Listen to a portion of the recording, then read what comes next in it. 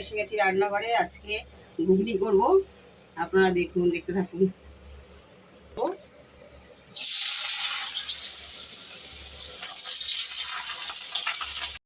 আদা আছে, লঙ্কা আছে, লঙ্কা বাটা আছে, জিরে আছে, হলুদ আছে, নুন আছে, আদা রসুন পেঁয়াজ পেস্ট করা আছে।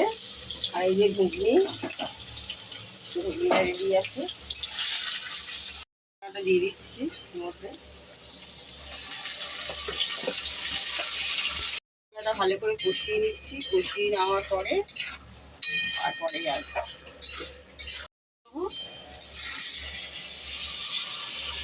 মটরটা দিয়ে দিলাম এর মধ্যে।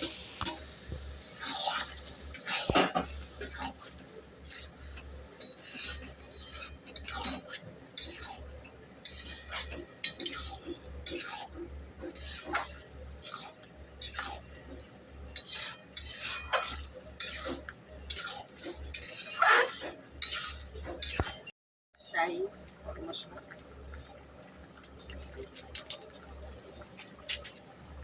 মশলা দিয়ে দিলাম। এখন আমার ঘুগনিটা পুরো রেডি হয়ে গেছে, দেখুন।